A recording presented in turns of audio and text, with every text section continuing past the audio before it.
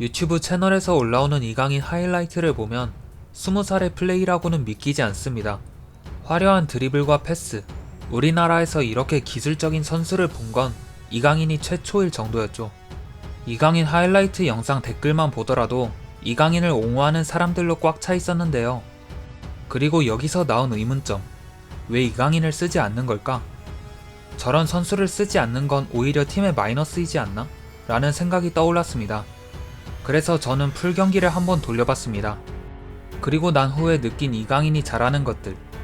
첫 번째는 팀 공격의 방향성을 잡아주는 첫 패스를 잘 넣어준다는 것. 두 번째는 역시 좁은 공간에서 양발을 이용한 감각적인 드리블. 세 번째는 탁 트인 시야와 정확하게 밀어주는 킬 패스. 마지막으로는 전방에서의 적극적인 수비 가담. 만약 이강인의 이런 플레이들이 매 경기마다 나왔다면 좋았겠지만 그렇진 않았죠. 지금부턴 이강인의 기용이 꺼려지는 이유들입니다. 여기서 이강인은 패스를 받기 전에 숄더 체크를 하면서 상대와의 거리를 재는 좋은 습관을 보였습니다.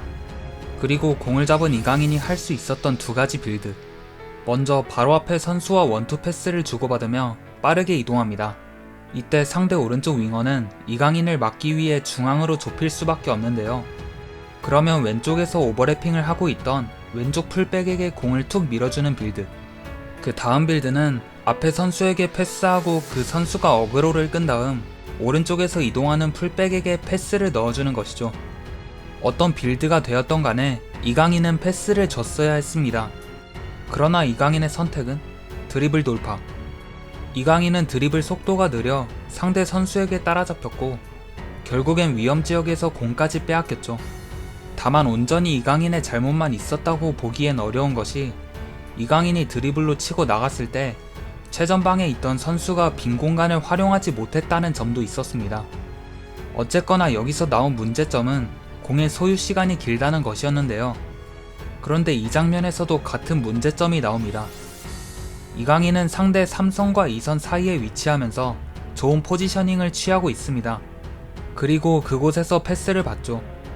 이강인은 좋은 볼키핑 이후에 왼쪽 풀백에게 패스를 주면 됐는데 갑자기 백무빙을 칩니다. 그런 선택에 띠용해버리는 왼쪽 풀백. 마지막 선택지는 후방으로 이어지면서 찬스를 날려버린 이강인.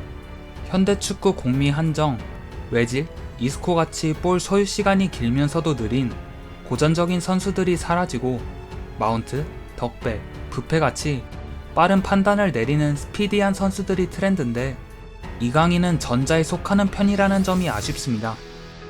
이번 상황에서도 좋은 위치에서 공을 받은 이강인.